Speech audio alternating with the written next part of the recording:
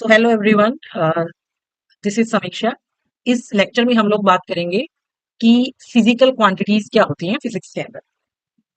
देखिए, जब भी किसी फिजिकल फिनोमिना को हम क्वांटिफाई करने की कोशिश करेंगे, उसको किसी नंबर से रिप्रेजेंट करने की कोशिश करेंगे, तो वो जो क्वांटिटी हो जाएगी that will be called as a physical quantity. जैसे कि किसी दिन बहुत गर्मी है, कभी बहुत सर्दी है, कभी मौसम बीच का है, उस वेदर को रिप्रेजेंट करने के लिए अगर किसी क्वांटिटी का यूज किया जाए, जैसे कि टेम्परेचर का यूज किया जाता है, तो टेम्परेचर क्या हो गया? एक फिजिकल क्वांटिटी हो गया जो फिजिकली किसी चीज को रिप्रेजेंट कर रहा है।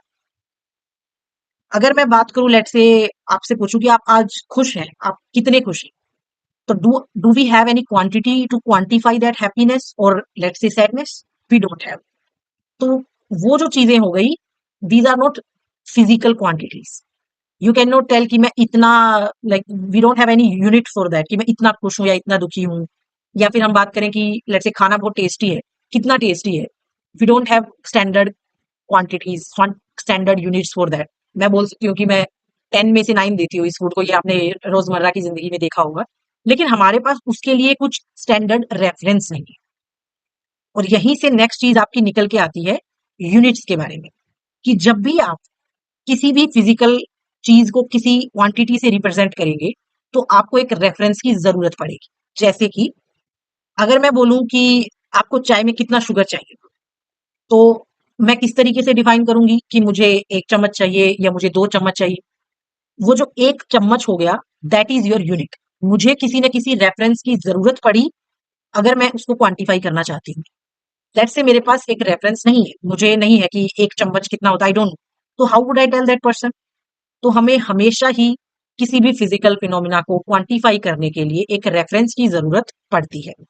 और अगर हम फिजिक्स की बात करेंगे, तो वो रेफरेंस जो होता है, जो यूनिट जिसको बोला जाता है, वो रेफरेंस आपका चेंज नहीं होना चाहिए। That should be accurate and should give you the reliable results, and that should not change. जैसे मास के लिए आप किलोग्राम की बात करते हैं, टाइम के लिए आप सेकंड की बात करते हैं, तो ये सब जो यूनिट्स हैं, ये स्टैंडर्ड होती हैं। इन यूनिट्स का एक पर्टिकुलर डेफिनेशन है that we will be looking in future lectures. And here I have given an example कि जब आप पानी की आपको अमाउंट की बात करते हैं हम लोग, तो हम लोग बोलेंगे मुझे 2 बाल्टी पानी की जरूरत है, मुझे 3 बाल्टी पानी की जरूरत है, तो दैट इज योर रेफरेंस। तो हम डेली टू डेली लाइफ में अगर आप ऑब्जर्व करना शुरू करेंगे, तो हम रेफरेंस के बेस पे बहुत काम करते हैं। कोई भी चीज जब मुझे किसी को समझानी होती है, तो हम एक रेफरेंस का सहारा लेते हैं अपनी डेली टू डेली लाइफ। और फिजिक्स के अंदर भी बिना रेफरेंस के, बिना यूनिट्स के हमारा काम नहीं चल सकता है। और उन्हीं यूनिट्स को 1960s में, पहले भी इनकी कुछ डेफिनेशंस थी, 1960s में ऑफिशियली ये चेंज हुई थी, जिसको इंटरनेशनल सिस्टम या फिर एसआई यूनिट कहा गया। आपने जरूर सुना होगा कि मास की एसआई यूनिट क्या है, टाइम की एसआई यूनिट क्या है, ये सब चीजें आपने जरूर सुनी हो।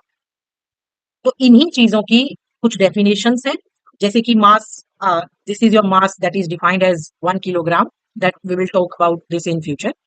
और आपको हर क्वांटिटी के लिए एक रेफरेंस की जरूरत नहीं है। जैसे कि अगर मैं वेलोसिटी की बात करती हूँ, तो वेलोसिटी को हम हमेशा ही डिस्टेंस और टाइम के पर्सपेक्टिव से जो है वो समझते हैं। जैसे मैं बोलूं कि मेरी जो डिस्टेंस है, लेट से सॉरी, मेरी जो वेलोसिटी है वो 1 मीटर पर सेकेंड, तो आपने वेलोसिटी की खुद से कोई रेफरेंस नहीं बनाया, आपने डिस्टेंस और समय, इन दोनों की यूनिट्स को वेलोसिटी के डिफाइन करने के लिए यूज करती है। तो इस लेक्चर में हम लोगों ने सीखा कि फिजिकल क्वांटिटी क्या होती है, ऐसी कौन सी चीजें हैं जिनके लिए फिजिकल क्वांटिटीज नहीं है, जिनको डिफाइन नहीं किया जा सकता। Thank you for this lecture.